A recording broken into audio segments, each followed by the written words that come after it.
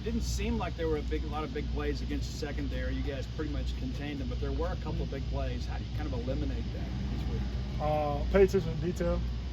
That's what we've been preaching for a long time now, pretty much ever since last year. When we look back at film and we saw the big plays that we did give up, it was just really small details that, misalignment or, being outside the guy when you need to be inside the guy. Just small things like that that can, really change the way the game goes, as we saw. When Luch talks about players not quitting, they want to make sure that things that happen in the second and third quarter doesn't happen. I mean, how does he go about doing that? What are you talking about? Just having heart. Just believing in the calls that the coaches give you every snap. Believing in what you've been doing since really spring. Stuff like that. Just believing in yourself, believing in your teammates, not giving up on plays, and you're just making sure that every single time you go on the field, you empty the tank out no matter what. NC State put up 45 points last week. How much of a challenge are they going to be for the defense? It's going to be a challenge. NC State's a really good team, real big team. Run the ball really well. They take shots every now and then. So, we're going to have to be on our P's and Q's for sure.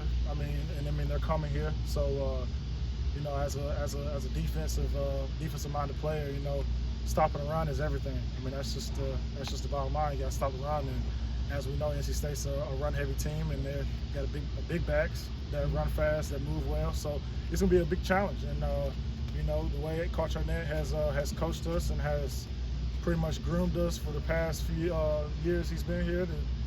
It's just accept the challenge and go out ahead head on. You guys, like in high school, we talk about DBs having a short-term memory. You get beat on a play in high school, it's not a big deal. You get beat on a play in college, you end up on Sports Center. Yeah. How difficult is it to adjust to that, and how quickly can you flush it? It's really a mental thing. You just gotta be mentally strong. You gotta know that, you might give up a touchdown one play, but you still got 65 other plays to run, defense. So, if you let that one play in the first quarter or second quarter or third quarter affect you, you still got how many other players you got for the rest of the game, and you can't let it happen twice, you see what I'm saying? So, you just gotta learn how to flush it and just play the next play. Regarding those big plays, can you kind of take us through what went wrong on that 59-yard keeper that the quarterback had? What exactly went wrong? Really, it's just like slow alignment, not getting our eyes to the sideline quick enough, letting fatigue get in our heads.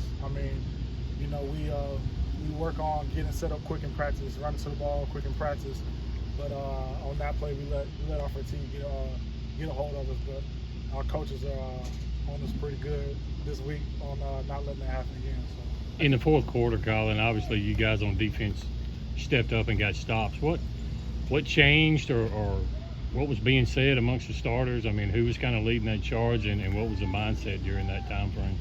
Really at that mindset, when we're going into the fourth, you look at the scoreboard, in our eyes, it couldn't get worse. So we were just pressing, just everybody was just saying, just do your job, do it as hard as possible, and let the outcome of the game be the outcome of the game.